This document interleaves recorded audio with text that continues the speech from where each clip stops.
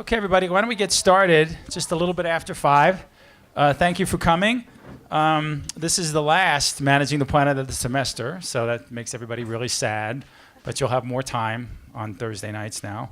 But this will be the last one of the semester. We'll be back on track for the spring semester, and watch out for the announcements.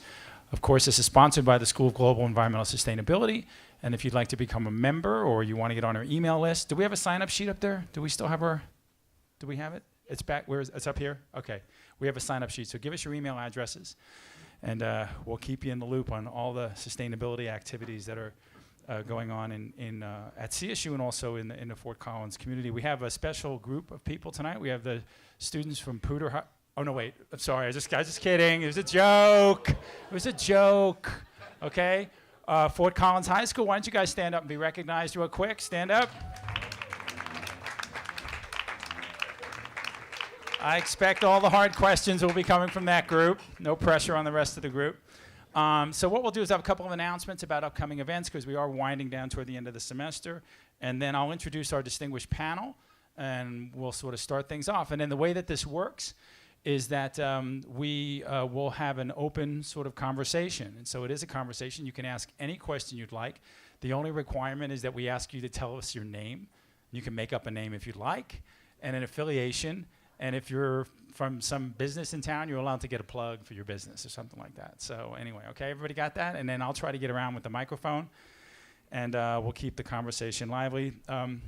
Upcoming events, notable upcoming events. On November 7th, we have a public lecture by David Giltner, career coach and founder of turningscience.com. It's at 11 a.m. to noon in the Laurie Student Center Grey Rock Room, implementing research solutions in the private sector, training science and things that people need. That's the topic of the conversation. On November 9th, oh, wait a minute, I'm not supposed to announce that one, okay. Okay, skip. There's a note from people saying, skip that one, okay. November 28th, with the notable Antarctic lecture series, we have Ruth Hindle. That'll be at 7 to 8 p.m. and it's Old Town Library, right? That's off campus, right? It's not here. And that'll be Phosphorus, Links, Rocks and Life in the McMurdo Dry Valley. So that's a really interesting set of series. If you haven't been to those are great talks, so you should all go to those, particularly you, Fort Collins High School kids. Anyway, okay, so tonight we're going to talk about sustainability and how do we measure it. And that might seem like a pretty simple sort of conversation, but it's pretty complex. It can go in a lot of directions, so hopefully we'll get some really good conversation. We have a really diverse group of people up here on the panel tonight. I'll start with my colleague, Keith Postian, the Department of Soil and Crop Sciences. Keith is also a university distinguished professor at the university. That's the highest honor that we award our colleagues. Keith his research deals with soil organic matter, carbon and nitrogen cycling in managed ecosystems, and he focuses on modeling and field measurements of these dynamics, looking at soil organic carbon sequestration, greenhouse gas emissions of soils, applying his work to agricultural systems. He's been estimating the U.S. soil carbon stocks and N2O emissions that are important and regulated annually by the EPA. He's also interested in other areas of assessment of agricultural and climate interactions, climate mitigation strategies, evaluation of environmental impacts of bioenergy production, and agroecosystem ecology. Keith, welcome aboard. Keith's a former panelist.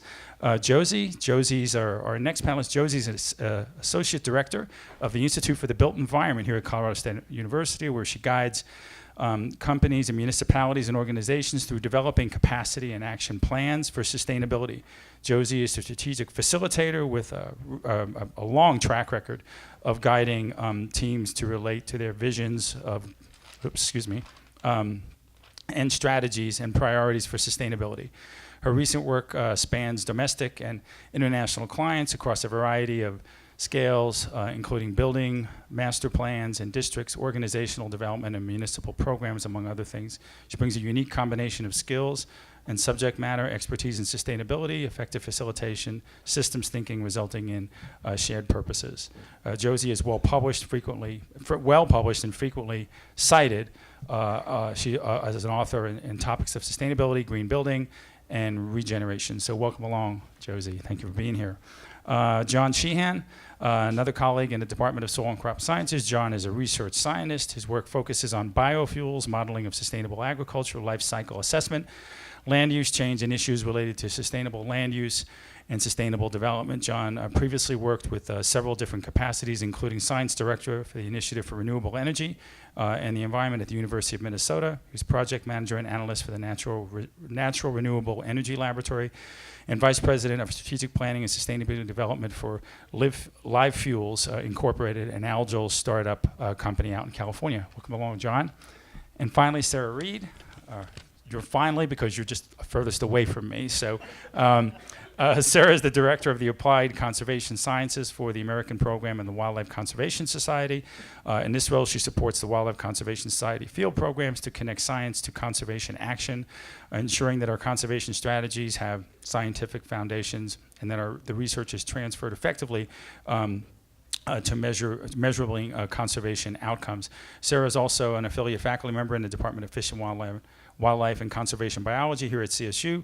She also leads a team of postdoctoral fellows, graduate students, and research associates to investigate how land use and human activities affect wildlife and biodiversity. Sarah currently serves as the Vice President for Programs in the Society for Conservation Biology.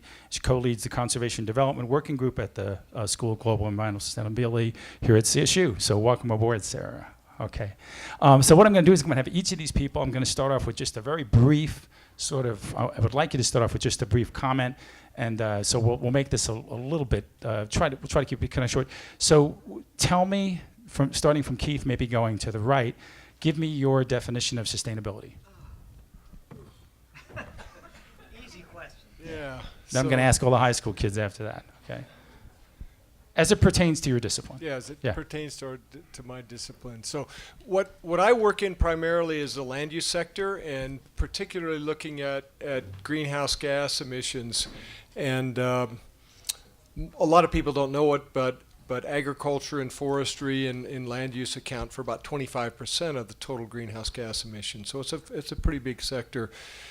And therefore, we're kind of, a lot of my work is looking at, how do we quantify that? How do we change land use practices to reduce greenhouse gases, be less of a burden, on the planet in that sense? So that's an aspect of sustainability that's pretty specific, that relates to climate change. I guess in terms of a definition, I guess I spent 2 years in Norway, and I think the Norwegian president once, Gro Harlem Brundtland is her name, from back in the day, and I think she defined, or there was the Brundtland Commission, and they defined sustainability as managing the resources in the Earth system to provide for to provide for society now, but ensuring that the next generations are going to have as good or better access to resources or livelihood, and so I think that John, I think knows the he teaches this and knows the textbook explanation. But I think again, as it pertains to agriculture and land use, it's really about, I think, in that context, minimizing environmental burden, environmental footprint, while providing food and fiber and energy to the growing population of the planet. Okay, great. Josie? So, is this on? Yeah. Okay. I think of sustainability kind of from its root word and as a kind of goal. So it's a goal about preserving our ability to maintain, right? So to sustain or to maintain. Our approach to realizing sustainability has been focused somewhat or largely on harm reduction, kind of as Keith was alluding to. The thing that has gotten me really excited in the last 5 to 10 years is this notion of regeneration. And so it's thinking about not just how do we reduce harm or environmental impact, but how do we start to rebuild the capacity and capability of natural systems to renew, evolve, and thrive. And we may need to do some harm reduction as part of that strategy, but there are also different approaches that we take when we look at a capacity building perspective. So I see sustainability as a kind of overarching goal, which is about preserving our ability to maintain healthy and thriving life on the planet. And then there are different avenues with which we can go about helping to realize that goal. And some of it is about harm reduction, but some of it is also about capacity building. Okay, great. John? Okay, it gets tougher as you go down the line. Yeah, I 'cause mean, they've you used all- guys they've like used all the give good all the words. easy answers. I can be pretty obnoxious when it comes to defining sustainability. Keith has heard me get on my soapbox before about sustainability, but for me, I guess I'll start from my discipline. I was originally trained as an engineer. I've spent most of my career looking at energy systems. That energy work ended up pushing me into agriculture and food. So I think if I take Keith's area of agriculture and food and add my area of energy, we've probably covered about 80% of sort of the natural resource side of sustainability. But I really like to promote the idea that sustainability has a social and political and ethical component to it that we as scientists and engineers are either A, uncomfortable with, or B, a bit dismissive of. And I think in my work on energy and in food systems, I've tried very hard to make sure that sustainability is understood in the context of the Brundtland Commission that you cited in sustainable development as helping to improve quality of life for people today, for people tomorrow, and doing that in a way in which the planet that supports us doesn't fall over. Okay, great. Sarah?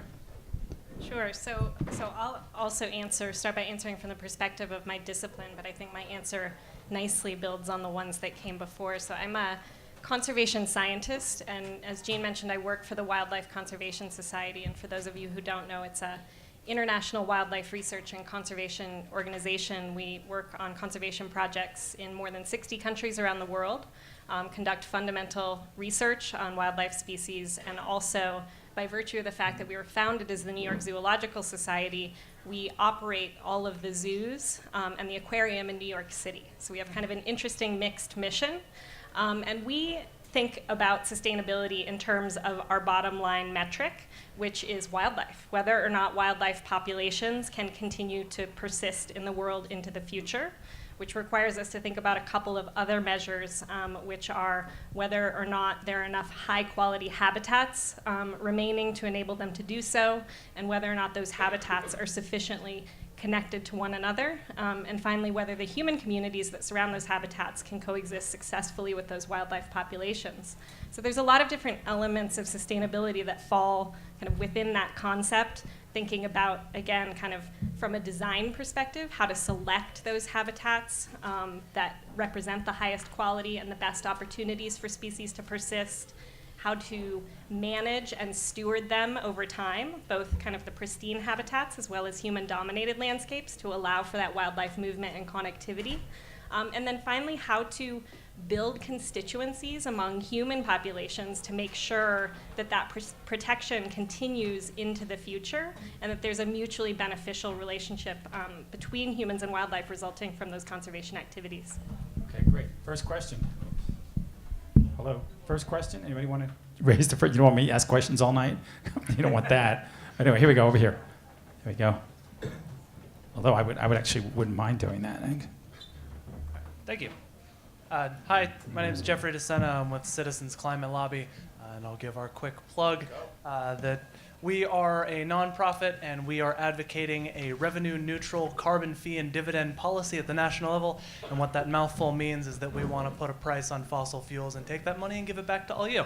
So that's what we do at CCL, and we are very much concerned with the social aspect of sustainability.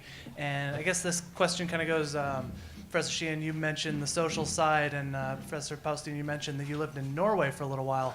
That I also spend a decent amount of time in Scandinavia, and there's very much something in the fabric of their society about sustainability. And living in Sweden and learning how to sort all of my trash, because the Swedes are obsessive compulsive about sorting their trash and recycling. How do we spread that message in a country where we don't know any world other than one that has infinite resources? Nice question. Okay. Who's going to grab that one? Okay, Keith first, and then maybe John will follow. Well, yeah, no, I won't talk about Norway and Sweden, but no, another time over beer.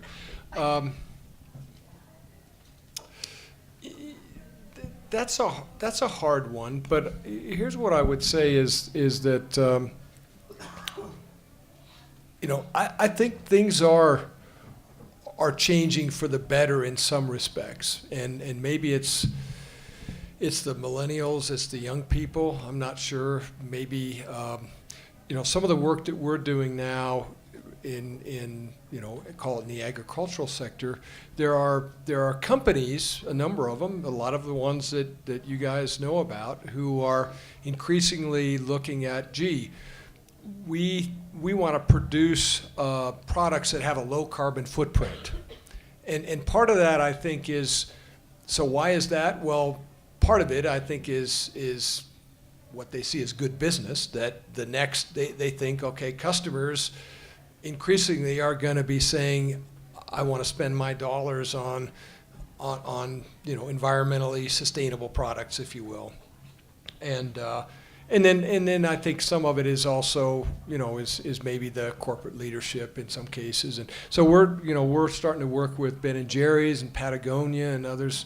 And so just the fact that sustainability and things like carbon metrics or water metrics, and people want to bring that into their business model, I think is a positive development. And so I think, it seems pretty grim at times, but the fact that, that we're having this conversation now, and the fact that, that even some of these, and it's not only those companies, but other ones that are probably, less favored by this crowd, are also actually, the Walmarts and others are thinking, I think fairly honestly in some cases about sustainability. So I guess I see trends that are moving sort of in the right direction for a recognition of its importance, and if it begins to be embodied in sort of the culture and the economy, then I think that's good news. But on the other hand, the risk is that it gets twisted or perverted, or it doesn't really work out as a successful policy, and that's some of the issues that maybe we'll talk more about here tonight. John, any comment? Just stop me when I go on too long, because Okay. I mean this is the heart of the issue. Achieving sustainability has to actually start with the basic attitudes of all of us as citizens.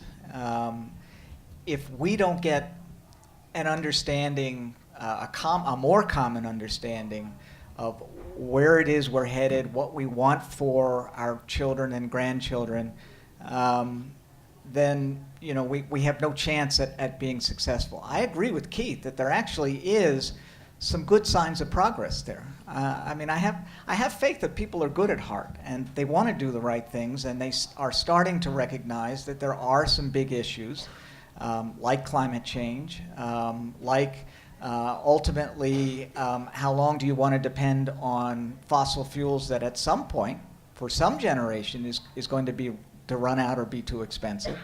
But how do we start having that conversation with people at a level that doesn't turn into, there are sort of two ways I think these discussions end up going publicly. One is you end up having the battle of the experts.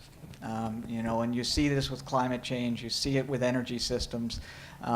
Climate change is a hoax. No, climate change is a crisis. And somehow we need to get the discussion away from the lobbing of grenades back and forth between experts down to a common sense discussion of these issues that people can finally grasp. And I think a lot of that starts in education. It's wonderful to see the high school students here because rather than just spending our time sort of indoctrinating people about what you believe is the issue with climate, getting them to think about it critically is the way we keep moving forward. And I think businesses are the first sort of frontier where the pressure to deal with some of these sustainability issues is starting to show itself. And so the Walmarts and even the BPs and others are stepping up to the plate. The danger in the way it's going forward is, and I think you alluded to this too, Keith, is that there's a potential for this word sustainability to become meaningless and turn into greenwashing. And I think maybe that's something we'll have a chance to talk more about. Yeah, I'd like to touch on this because it's essentially what I've dedicated my career toward. Okay, great. So when I first got the idea of sustainability in my head, I thought, well, you just need to make a good business case. We live in a capitalistic society. Drive the business case, people will want to do that. And yet, I found it interesting that you could present people with a very compelling business case that they would ignore. And so then I got curious, well, why would that be? And then that led me to do my research, which was looking at leverage points for change within systems. And kind of long story short, it led me to the idea that mindset is the most important place to create change. And that worked for me for a while. I was like, great, I'm going to work on mindset. This is cool. And then what I've been thinking about and working on more recently, because of what I've noticed between the companies and the municipalities and the project teams that I work with, is that yes, it's true that mindset is important, but what's more important, or where mindset comes from, is actually deeper, and that's will. And so will comes from our values and our beliefs, and some of those are evident to us as human beings, and some of them are subterranean, if you will. But you can learn a practice of starting to engage people with and connect them to their values and beliefs. And as John said, most of us care about a lot of things very deeply. And so when you can help connect people to what they cherish and relate to them from that place, then that is where mindset comes from. So the work, in my opinion, is about evoking will. And what is the practice of evoking will among members of a company or a project team or a community? And one of the ways to do that is by asking questions that encourage them to contemplate their contribution, what they value, and what they care about. So it's kind of, and then eventually you have to get back to that business case, right? So even if I believe wholeheartedly that something is absolutely critical, I still need to believe it's going to work, right? So you have to get to that logical mind and address that concern at some point. But the real work, in my opinion, is how you start to elicit will. Sorry, I can't be left out of this one.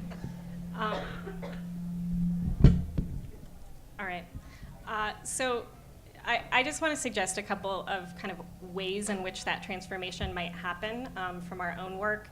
And in particular, I think that shifting the public discourse around sustainability and conservation issues in general is going to require us on the scientific side to reform how we do science in a couple of different ways. At a high level, in terms of how we frame our questions, sort of rather than being typical scientists who go out and get a grant, perform the research, come up with these results that we determine are very important for public policy, and then doing everything we can to communicate about that, and scientists are getting better at that part. I think what we actually need to do is sort of start with that communication at the beginning and work with those decision makers, be they elected officials or be they industry, and design our research projects to answer the questions that they need answered in order to sort of implement a sustainable future.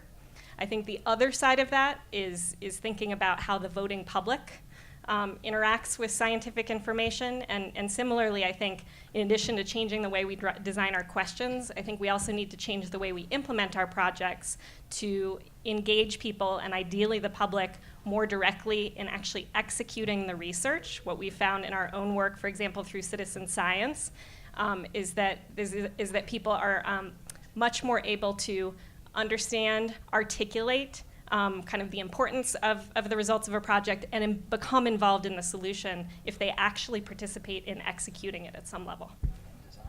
Yes. Hi, Phil Cafaro, Philosophy Department at CSU. I'd like to direct this question to Sarah Reed, since you explicitly included wildlife populations in your definition of sustainability.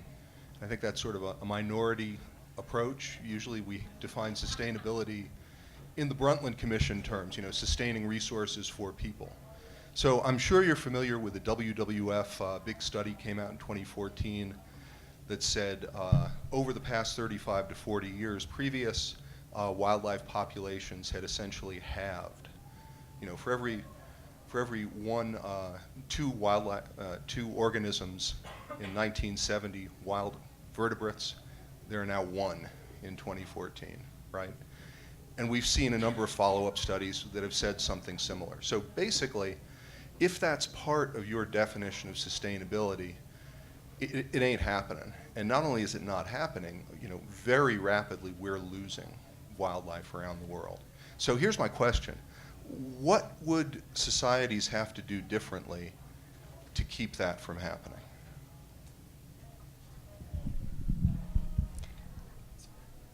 Obviously, that's a big question and central to our work. I mean, I'm going to just rely on E.O. Wilson in my answer and say that he has sort of clearly said and put forward an admonition that we need to conserve half of the Earth on behalf of biodiversity.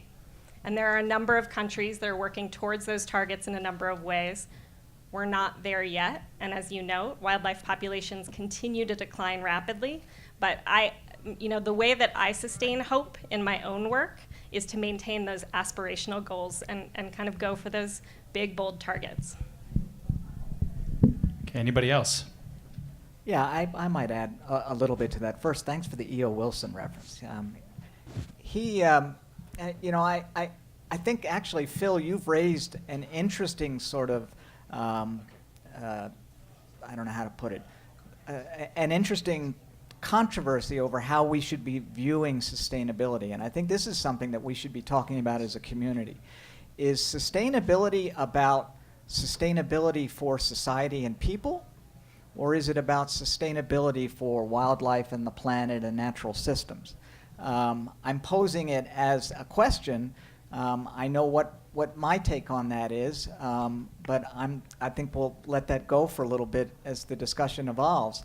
But I would like to, question whether or not even that dichotomy is really even helpful.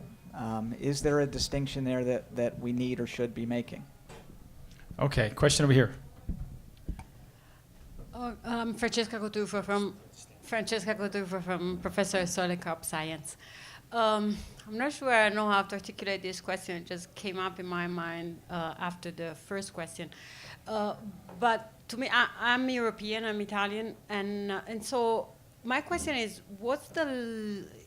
is the U.S. going to lose the leadership in this discussion because they kind of have the bag of the people that have to be convinced about this?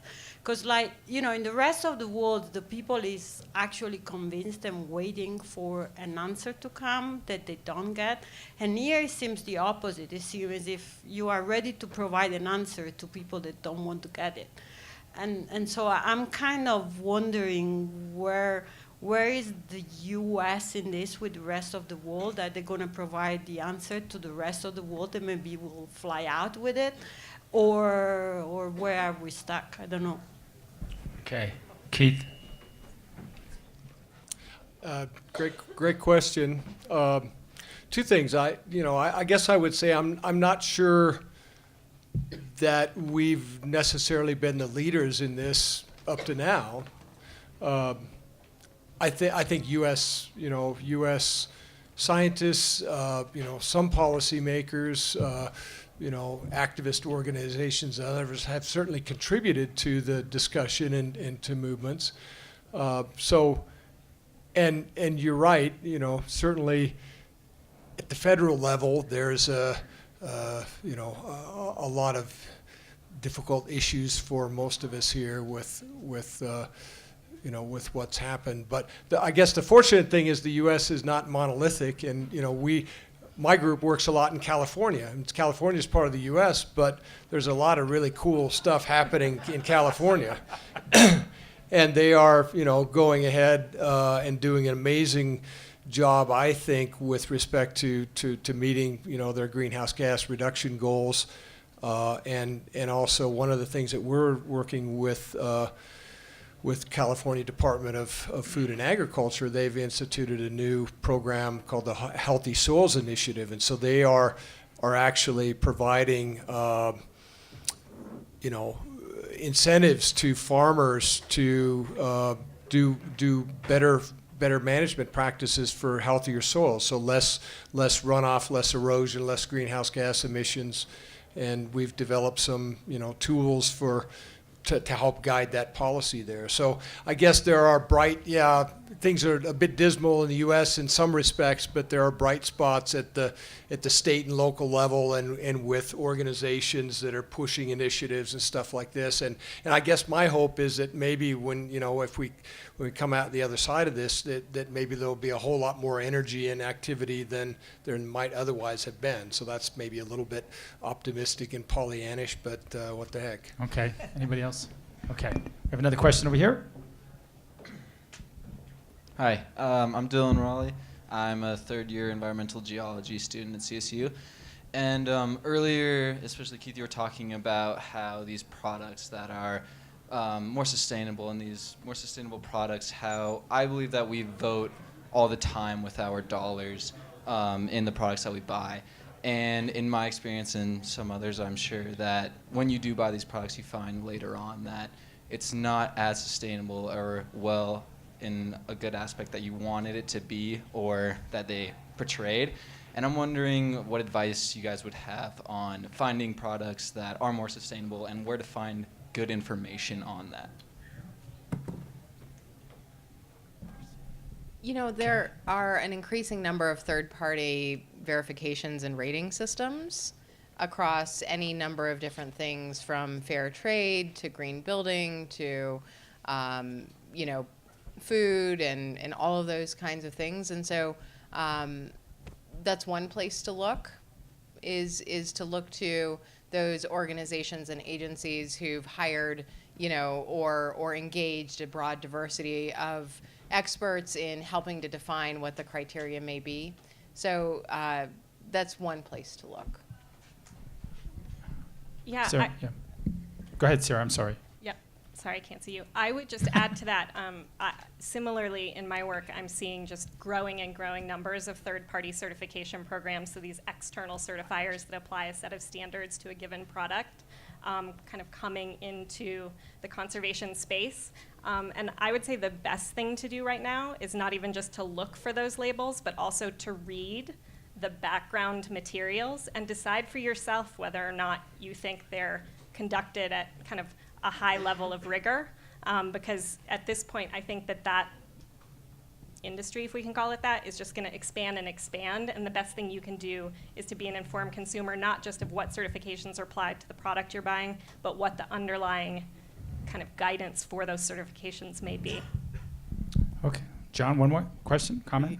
Yeah, I will add to that. So I think getting yourself educated on, what is behind somebody's label is really important. How many of you have heard of what a carbon footprint is? How many of you have heard of life cycle assessment? Well, fair number. Life cycle assessment is the process that you go through to determine a lot of these measures. Even things like biodiversity and wildlife have been subjected to this kind of cradle to cradle or cradle to grave systems look at what it is are the full suite of impacts of a product or service. Learning about that process, I think, will help you a lot. Part of what you'll find out there is that unless you can find an independent third party, too often times people do these kinds of analyses without enough transparency for you to know. So I worry a lot about the kind of numbers that float out there, and hope that we can actually start moving to a point. The government actually has done a fair amount of analysis that you can look for. EPA and the Department of Energy and the U.S. Department of Agriculture, these folks have, I think, done quite a bit of study on a lot of things that you might be interested in. But I think at some point we need some kind of institutional basis for making all of the kinds of data that are needed transparent and publicly available to anybody, so that it doesn't take a deep pocket to do the kinds of analysis it takes for you to learn from Apple Computer, for example, that their iPhone 7 emits 57 grams or kilograms of carbon over its lifetime. How are you supposed to make sense of that unless there's some more transparency? Okay, question here. John Grant, I would like to try to shift things on behalf of the high school students to a little bit of a sharper, tangible focus on the topic for this evening having to do with the measurement of these issues. Now, several of you know that I have for a long time been interested in a nation-state level, for example, at the net effect of our economic system on the biosystem.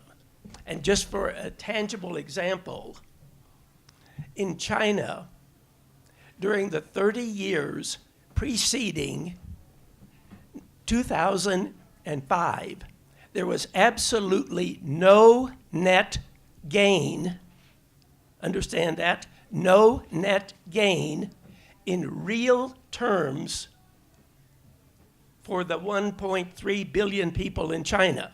Everything that got stacked up in money got subtracted in ecosystem damage. Water, air, soil, and I know that everybody up on that panel can provide good, tangible examples. The screaming illustration came up Monday night when Amory Lovins talked about building design and energy that I know Josie knows lots about. Okay, so would you have a question? Or? Yes. Oh, okay. It was about performance measures Okay. in areas of specialization. Anybody want to? Let's get a couple, just an example. Keith, why don't you? So I guess a couple of things there. So I think there's some really important attributes for this, and it's not easy. I think, you want, and what John was talking about, life cycle assessment, it's, you want to have you want to actually have an accurate measure of what are the impacts on greenhouse gases, on water, on wildlife, whatever it might be of a particular product. And it's a fairly complex process, and there's a lot of uncertainties there. So there's a role for science. I think a really important thing is completeness and transparency. Transparency is really important, because people can, you can say, well, here are all my, calculations for how sustainable this product is, but it's like, well, how did you come up with that? And so you really need transparency. And the other thing I think for this to really make sense is going to have to be that the scientific community needs to contribute tools that make it easier and more uniform for industries and others to actually estimate these things. It can't be a kind of a village art. It needs to be more streamlined, and it needs to be less onerous. And one of the things that that my group is working on is trying to develop online tools for, even at the point where farmers can go in and they can describe their systems and where their farms are and things like this, and they can get quite an accurate footprint of their carbon and greenhouse gases or water use and other things like that for their production. But it's a hard thing to do, and that's what I guess that's an important area for science to contribute to, I think. Okay, question over here from the Fort Collins High School group. And I want to remind you that Pooter had they asked 4 questions, so this is your first question. Fossil Ridge only had 2, so shoot high. Hi, I can't really stand. My name's Brooke, and I'm a senior.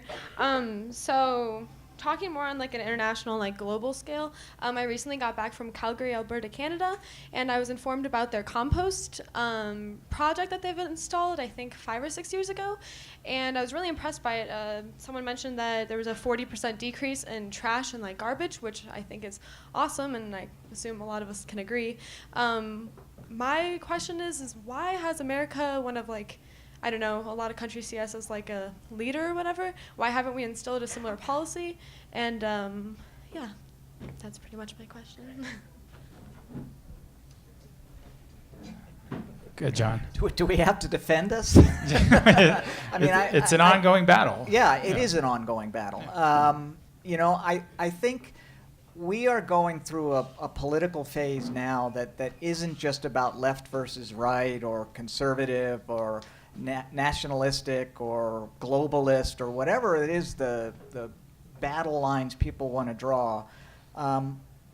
What we really are in is in a period of very high mistrust of government. And the idea that government can come in and start formulating policies that will actually do the kind of, hit the leverage points in the system to encourage more sustainable processes and choices. I think we need to regain public faith in our ability to sit down and actually figure out how to put these policies in place. But right now, I think it's like, just stay out of my life, and that prevents us from getting anywhere. Okay, Keith. Just real quick. So again, not to brag too much about California, but now San Francisco has recently, basically put in regulations where organic materials are not going to go to landfills anymore. And there's a lot of work out there in composting and using compost on agricultural lands. And actually, it's interesting. We just had a meeting this afternoon. Boulder County is doing a study that we're working with, and one of the things they're interested there is kind of emulating that and looking at how can we take organic waste, get them out of the landfills, reduce methane emissions, and improve our soils. So, there are bright spots out there, and I guess we just need to try to spread those bright spots as far and wide as possible. Okay, question over here. My name is Terry Gray. I'm loosely associated with the chemistry department. My only plug is an ebook that a colleague and I put together called Energy, What the World Needs Now, and you can find it at energywhattheworldneedsnow.com. My question is, what's your take on this eco-modernism movement? I don't know if you're familiar with it, but Sarah's comments made me think of the question. These guys, Breakthrough Institute, Mike Schellenberger, Ted Norhaus, and others like them, are saying all the humans should live in cities with low, with a low land use per person kind of environment, and we should have as efficient, high production agriculture as possible, so we don't take up a lot of space, and then we leave everything else to the planet, and we move toward a rewilding of the planet. And they go so far as even to promote nuclear, because nuclear energy has the smallest footprint, at least in their arguments, to provide high amounts of energy for that human population dense urban area. Anyway, any thoughts or ideas or reflections on what those guys say? Okay. Start with Sarah, and then maybe Josie Yeah, will follow so up. I'm not familiar with the specific institute, but I am familiar with the argument, which is making its way into conservation discussions. And I guess what I would say is that that there are sort of two critical considerations in making this argument. One is thinking about poverty alleviation in both rural and urban areas as either a byproduct or a strategy sort of towards that end. So I guess it can't be a philosophy that's exclusively focused on kind of the conservation benefit and the increased sustainability and efficiency. And then the other is kind of also pertinent to something that I said earlier, is kind of not using this theory, or making sure that in the application of this theory that there's consideration of how to maintain connections between human populations and the natural world, again, to maintain those constituencies for maintaining that balance into the future. And I guess the last thing I would say is that kind of irrespective of whether these folks are advancing this mission or not, that urbanization is happening. So here in the Americas, which is already the most urbanized region of the world, 4 out of 5 people lives in a city. By 2050, 9 out of 10 people is going to live in a city. So it's happening either way. So I think we'd be wise to think about how to do it in ways that best benefit both humans and nature. Okay, Josie. So I want to tie in what Sarah was saying and something that John said earlier about reconceiving what the human species' role is on the planet. And I'll refer to a book called Tending the Wild. And it was looking at how human interaction with natural living systems was actually beneficial to increasing the biodiversity and the health of the ecosystem. And I believe that the disdain that the sustainability movement often holds for the human species as it relates to the rest of the living system that we are a part of is core to the issue that we have. And that I believe human beings can play a positive, contributive role in the evolution and well-being of natural living systems, and that withdrawing and abandoning ourselves from that is, in a way, not honoring the capacity that we have to be a contributor to the well-being of the whole. And so I would fundamentally challenge this notion of a separation between wilderness and us. Okay, we have another question here. All right, hello. My name is Parker. I'm a junior at Fort Collins High School, and I come from Seattle, so obviously I'd be interested in this because it's a progressive state similar to California. But one question that it's kind of basic, honestly, and it's building off of a lot of these, but why, when people raise the argument of sustainability in relation to power sources, for instance, because obviously, fossil fuels' primary constituent is carbon, and carbon dioxide emissions, greenhouse gas. But when they're thinking about replacing many environmental many power sources that we have, such as coal factories and stuff like that, what would replace those? Because at the moment, solar panels aren't exactly all that effective in relation to in terms of like cost to efficiency ratio. But what other power sources, this is basic once again, what other power sources would be efficient enough to use in an argument against many of these detrimental sources of power? Okay, John, anybody? Yeah, I'll start with that. First of all, I guess I would say you will never have access to a large monolithic resource like fossil fuels ever again. So there isn't going to be something that just steps in and replaces. It absolutely has to be a mix of things. It's going to be some amount of nuclear as soon as we can get people to have rational discussions about the relative risks of having nuclear power. It's going to be, PV frankly can play a huge role. I mean, you can do some calculations about how much sunlight energy is delivered to the planet in 1 hour, and that 1 hour of sunlight is equivalent to almost what we consume in an entire year for the entire globe. So there's a lot of room to move with PV. Then there's also, and wind is in there. Geothermal needs to be in there. A certain extent of carefully managed hydroelectric, although it has its downsides. The key will be it's always going to be a portfolio. I think the biggest issue for a lot of these renewable technologies is that the marketplace doesn't appropriately account, like this one gentleman was saying, for the actual cost of using fossil fuel. So you could start to rebalance the competitiveness of these technologies if all of these other sort of currently, so to speak, non-monetized costs were brought into play. But there won't be a single answer. A solar panel is never going to fly a jet plane. And an electric motor is never going to fly a jet plane.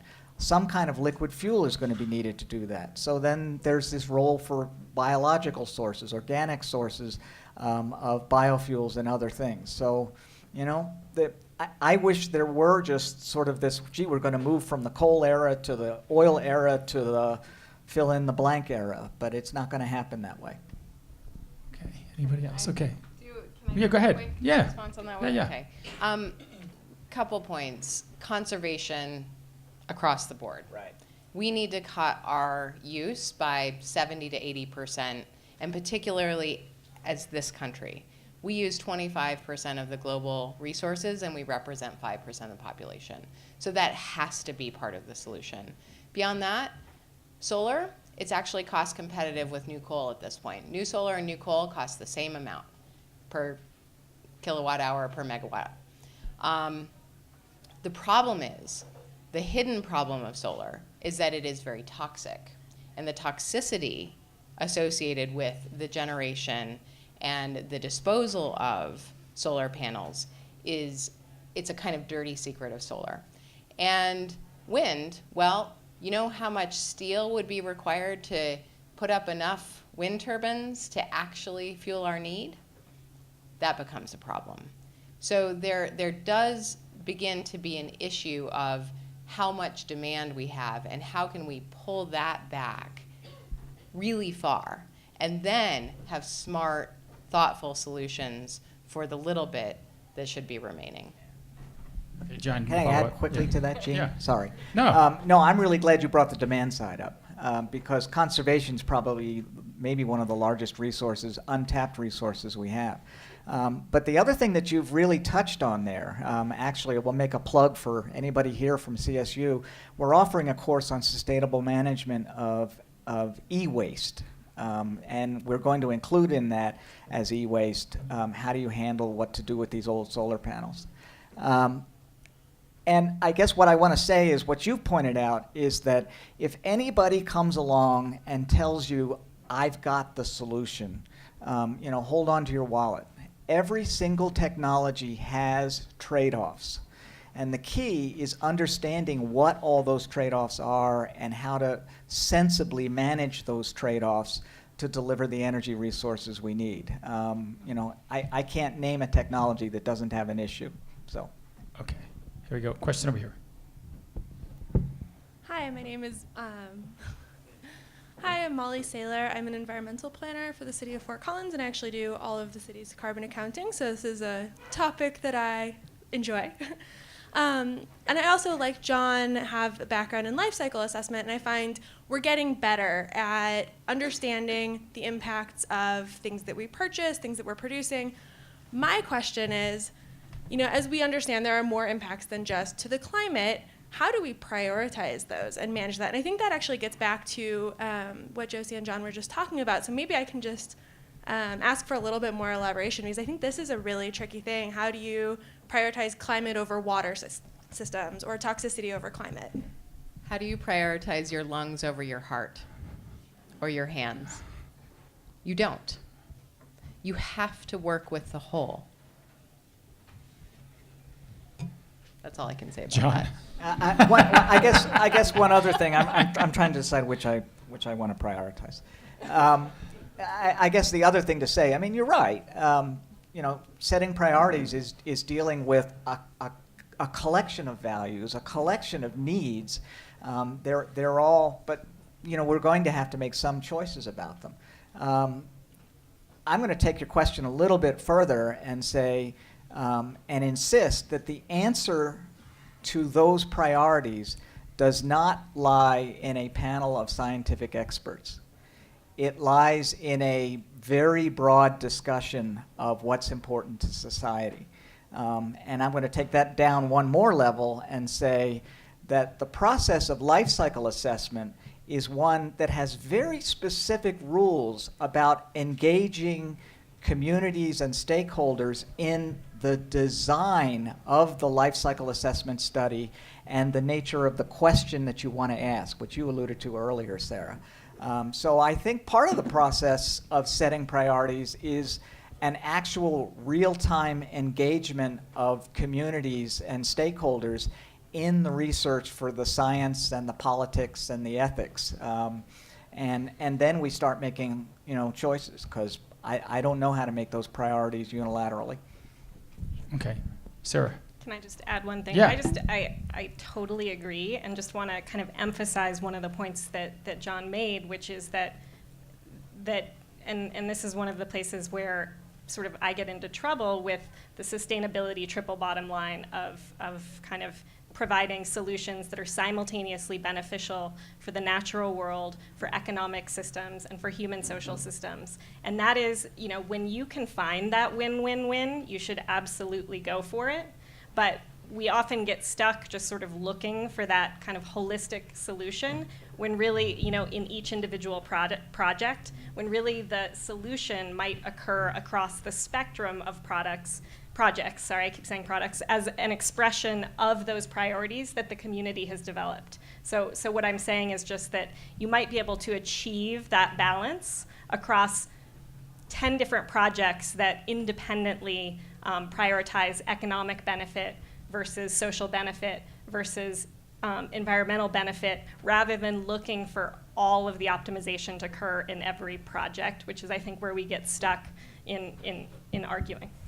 Okay. I have a question. Just to bring it back, I guess, to this conversation again about sort of how do we measure it, that idea. And I know you all have examples in your disciplines of some index or something. And the question I want to ask is, when you're in your work, do you find it more challenging to come up with sort of the index in a sense that you would understand that, or is it something that you want to be able to translate immediately to somebody? I mean, do you struggle with well, if I say gigatons or some index of sustainability in the built environment, if you give me a number, it's silver or gold, or how do you translate that to people? Are you thinking about that when you're developing these indices, or do you just sort of want to come up with the best number for something? Do you get the question? I mean, Keith in particular, say carbon, for example. How do you? What's the drive? Is it to get it so that a stupid politician can understand it, or is it what are you really driving at?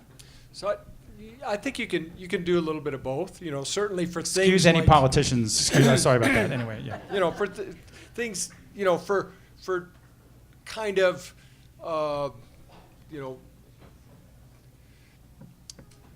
Quantities that can be fairly unambiguously quantified. I think we can do kilograms of carbon dioxide per pint of Ben and Jerry's ice cream or something. Right. Now, so that's a metric that's valid, and probably Ben and Jerry's wants to know about that. But in terms of reaching out, you're right. When they reach out to their customers, that probably doesn't mean a whole lot, right? So I think there you can use that in combination with the idea of benchmarking. So which becomes more of a qualitative, but you say, okay, here's what conventional practices are, on average doing, and here's a better performing product, and it's 50% better or 80% better. There you can do the like the LEED certification of, silver, gold, platinum. I mean, it becomes easier for folks to grasp, and, somewhere in there because on the other hand, LEED, silver, gold, platinum is kind of like, well, what does that really mean? Well, I'd like to actually have a little bit more quantification. So I think you kind of have to do both. You've got to communicate the values, and you've got to have the underlying rigor and transparency so that it can be, somebody else can check it out and see if it's BS or not. Right. Okay. Go ahead. Yeah. Yeah, Sarah. I want to give a very concrete example, which is that one of the reasons I'm here on this panel is that I co-lead a working group at the School of Global Environmental Sustainability on conservation development. Conservation development is an alternative approach to residential development that attempts to kind of reduce the negative impacts of residential development on wildlife and other natural resources while still generating both social and economic benefits for human communities. So specifically what that means here in Larimer County or more broadly in Colorado is that if a developer proposes a rural development project that, say, has 10 home sites on kind of a very large parcel of land, instead of distributing those 10 home sites across that parcel of land, they'll concentrate them on a small portion of the land and set aside the remainder as protected open space. So this is something that already exists. This is something for which people are already getting credit. This is something for which developers are already marketing their projects as conservation development. The open question is anything actually being benefited in terms of the natural resources that occur on that protected land? And so to answer the question, the way to sort of transfer that measure, it's not probably practical or realistic to say there are X number of individuals of native bird species that are still in this protected open space, therefore it's okay. You have to translate those metrics to measures that are relevant to the actual decisions that are being made. So what decisions is a planner going to have to make when they review that development proposal? And so in this example, the way that we did that was to do studies to ask the question of kind of what are the characteristics of that development property, and particularly that open space, in terms of its size, in terms of its position in the landscape, in terms of the quality of the habitat that's contained within it, that translate to successful maintenance of native birds or native mammals in that property, and how can we turn those into a measure that a planner could use to evaluate future developments. So the open space should be this minimum size or this minimum proportion of the development property. It should be situated in kind of this type of a landscape context. And that's kind of how to take those specific measures and translate them in a way that they can be used. Okay, that's great. Okay, that answered my question. Okay, here we go. Hi, my name is George Espinoza. I am a reporter for the Rocky Mountain Collegian, and my question to you is, we've talked a lot about transparency, and so as scientists, how can scientists make their message more clear to the public in a more transparent way, and how can they get their message out in the way that the public understands and is also transparent? Okay. John, or whoever? Well, I'll start. Yeah. I think the first comment I'll make is that, I don't know if it was Albert Einstein who's been attributed with this remark, but basically I think what he said was, if you can't explain your problem, your scientific concept to somebody in common language, you don't really understand it. And I think there's some truth to that. And we've become so specialized and so jargony in how we talk that we've lost our ability to communicate more broadly. There are people out there who can do it, and we need to learn from those people. I think it's also part of why I would argue scientists in general need a broader education than they currently get. They need to be generalists as well as specialists, and all of us need to be generalists, and then we can really start to communicate. But and the only other point I'll make is, I think the other way you communicate with people is when you start the process of investigating a question scientifically, that you engage people in the design of that question, because then you're answering a question they give a darn about. And too much of the science, as Sarah pointed out, starts from whatever it is, idea, hypothesis we want to study, and a funder wants to give us money for to give an answer, and it may be completely irrelevant to the public. Okay. Any other? We have a question here if there's no follow-up. Okay. Okay. Hi there, my name is Taryn, and I'm a junior at Fort Collins High School, and I'm also the field organizer for Kristen Draper's campaign for school board, so be sure to vote in that. But super briefly, I understand the definition, the merit that comes with that sustainability is bettering the lives of others and also future generations, but I also find that that's almost oxymoronic, taken that the majority of the world powers have come into power and are living wealthier lives because of the exploitation of resources and of the environment. And so my question really is, how do we advocate for sustainability without depriving developing countries their opportunity for economic equality in the future of the world? Thanks. Go ahead. I've Good. got That's the, a great I've question. got the That's answer. a really good question. It'll John, only do you have take- the answer? It'll only take Okay. 30 seconds. Okay. No, I mean, you're asking a really powerful question. And one of the big arguments in the arena of environmental sustainability and other aspects of sustainability is, isn't there a trade-off between meeting the needs of the future and taking care of the impoverished generation that exists today?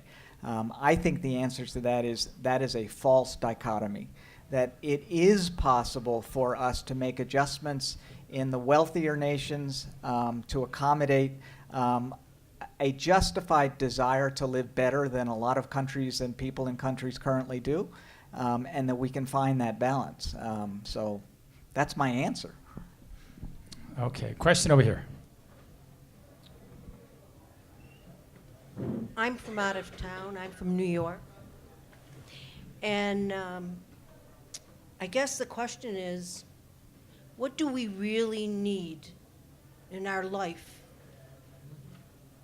to live? And that goes to the consumption issue that you discussed earlier. How do we get across to people in this country, in our culture, to make a choice between being sustainable and raising our GPA?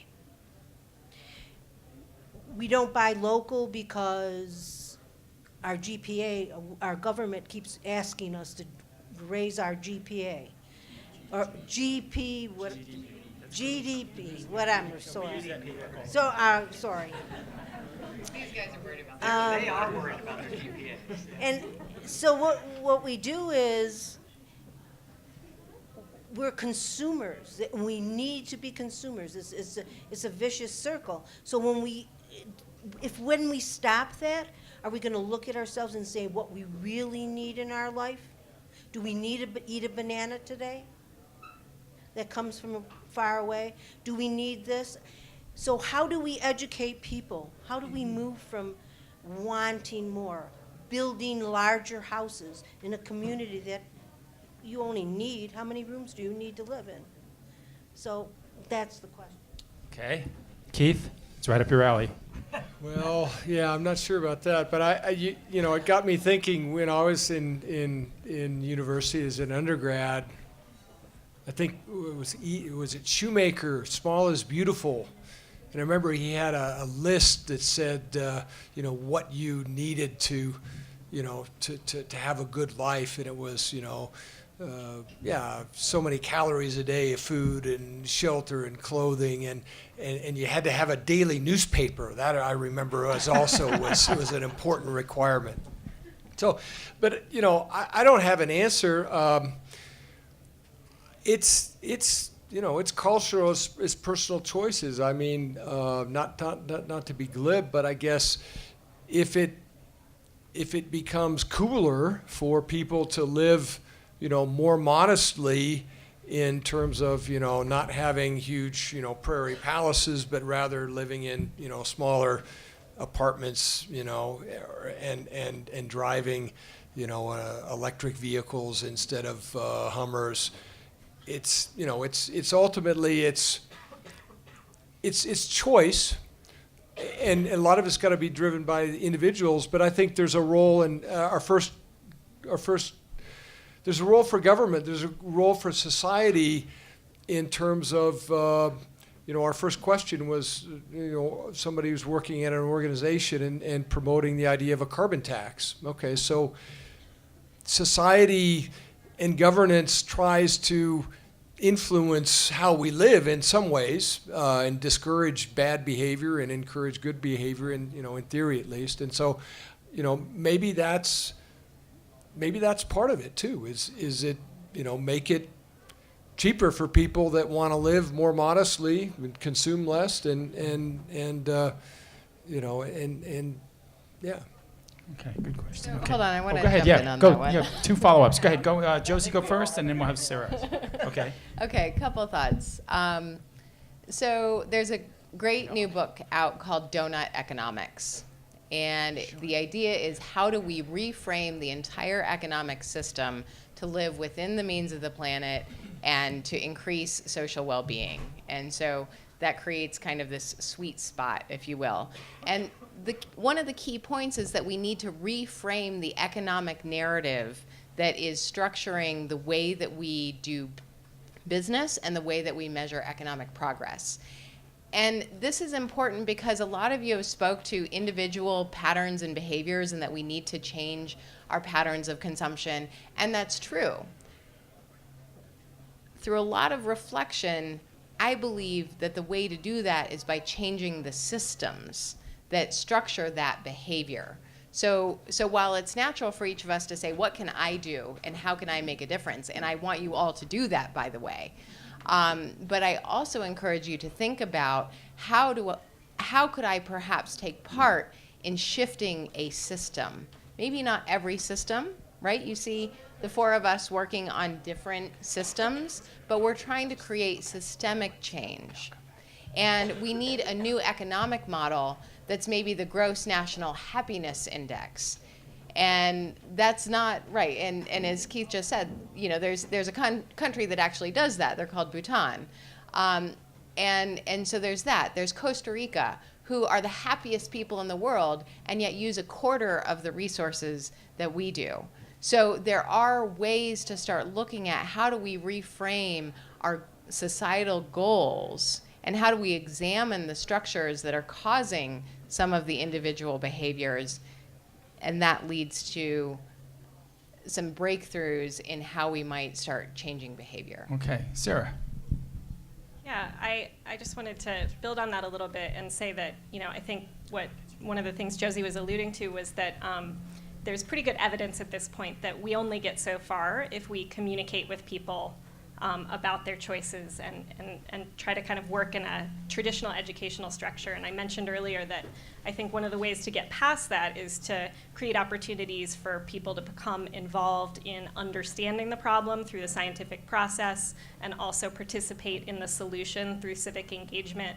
And I would be remiss with this audience if I didn't mention a specific opportunity to do that, which is the Nature in the City initiative here in Fort Collins. And I'm certain that the environmental planner is familiar with it, but this is an initiative started in 2015 by the city of Fort Collins to create a 100-year vision for protecting open space as the city grows. So we're expected to add another 80 to 100,000 people in the next 25 years to protect, create, and maintain access to open space for people and natural resources. And there's a variety of ways in which citizens of Fort Collins can participate in that initiative through a citizen science program to help collect biodiversity data that's then used to inform the city's decisions about what lands to protect or where to change management, as well as a small grants program to get together with other folks in your neighborhood and participate in a habitat protection or enhancement project. So I think it's through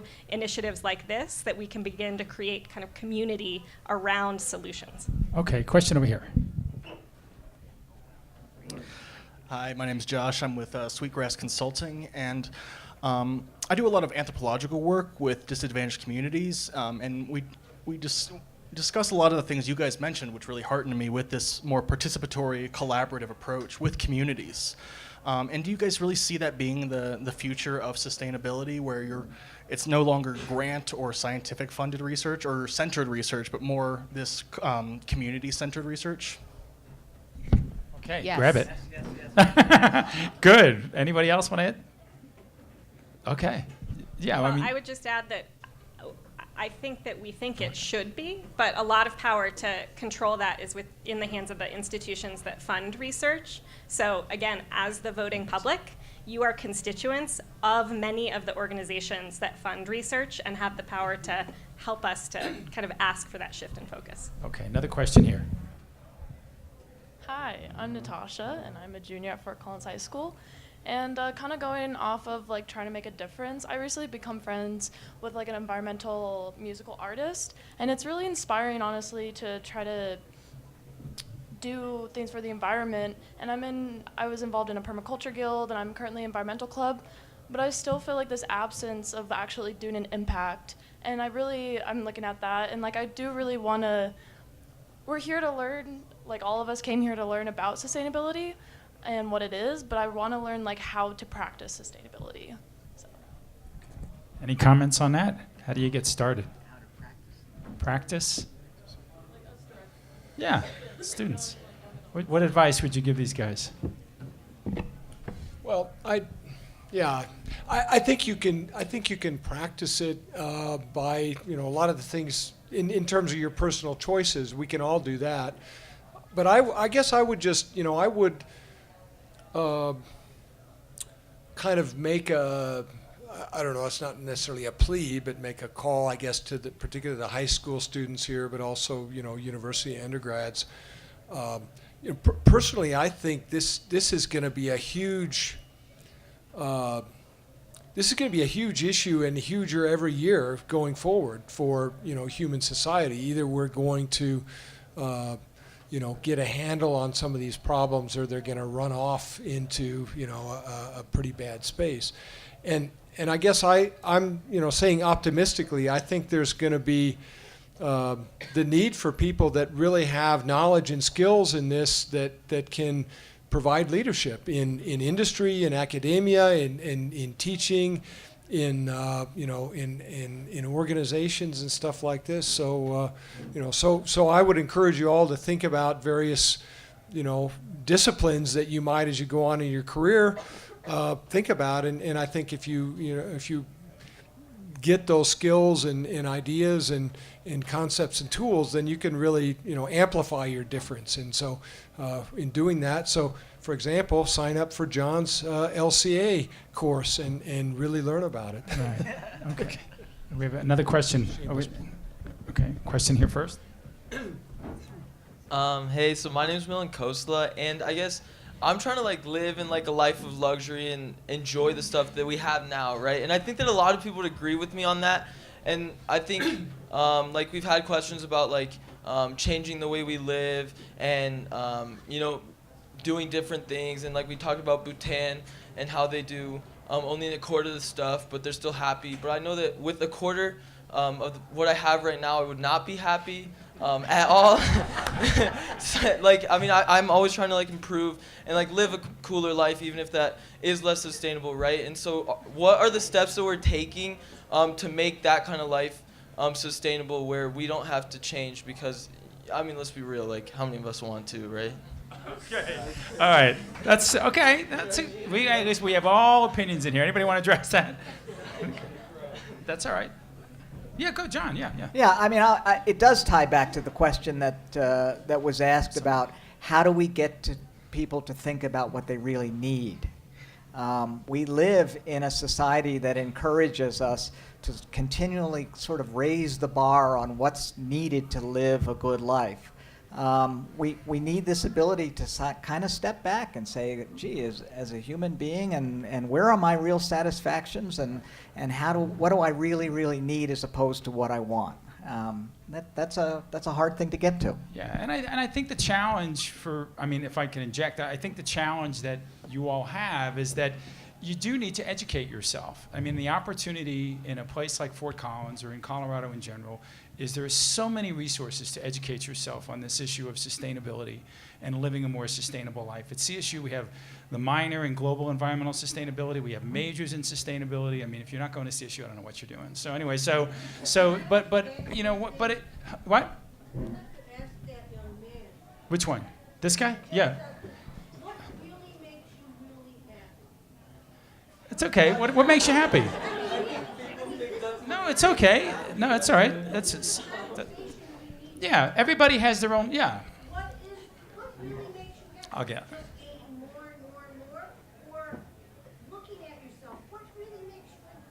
Right. Yeah. No. Okay. Yeah. That. I mean, yeah, we all have different. No. That's a good. Okay. Well, it's, go ahead. Or let the teacher go. There we. This is you. Yeah. We're educating. He doesn't know. Okay. Here. Okay. I might have made a mistake here. So that's a really good what it is. This is a good thing. This is a good way to end. Okay, I'm going to step in here. No, that's totally good. If the Yankees had won the World Series, man, I've been happy. It didn't happen, right? But what makes you happy? But I think those decisions are very personal decisions, and we have lots of diversity, not a whole lot in this community, but around the country and around the world. And what you need to do is to educate yourself. And so I used to teach global environmental sustainability, and I had this is a really good point. So what we used to say in our class, the first thing we used to ask people was we used to ask them to think about what would make them happy, right? The kinds of things. And that's a really valid question to ask people. And then we'd go through a number of things about, what do you think sustainability is, and what do you think climate change is? And then the final question we used to ask the class, and Sue Ellen knows what's coming, right? Was we would say, what would Bono do? And we used to say, what would Bono do? And first of all, you guys are so young, you say, who the hell's Bono, right? If I said Jay-Z or somebody like that, you'd all know, right? But Bono is this musician who has really infiltrated the environmental realm because he's different and he's willing to engage people that have different opinions. And so we have pictures of Bono with Jesse Helms and George Bush and all. But the idea is that you just engage the other side and you have conversations, just like we're having tonight. Here, you can have different opinions, you can have different feelings about what you value, if you value things, if you value space, if you value privacy. Those sorts of things are really important. So this is a good time for you guys because you know what? When Keith and I went to high school, right, this whole environmental thing started, and then Keith, you were left back, right? So I graduated a year before Keith, and then, that was supposed to be funny, anyway, and then, but this is on you now. I mean, you guys are the guys who have the reins, and you need to educate yourself, and you live in a great community to do that. So, I would encourage you to keep the conversation going. And sure, yeah, it's fine, yeah. Yeah, that's right. Yeah, okay, yeah, that's good. Yeah. Okay, that's good. All right. Anyway, so we're almost up to time. Do we think so? Okay, there we go. So listen, first and foremost, you guys are a great audience. Let's first give our panel a great hand. They did a nice job tonight. It's a really, really tough conversation to have. And then second of all, let's give the Fort Collins High School guys props for showing up. Great work, everybody. Any of you that have questions about programs at CSU, see myself or any of the panelists, and we can help you out with that. And then finally, what I would say is if you really want to sort of make a change, ride your bike more. Okay, everybody have a good night. Safe home.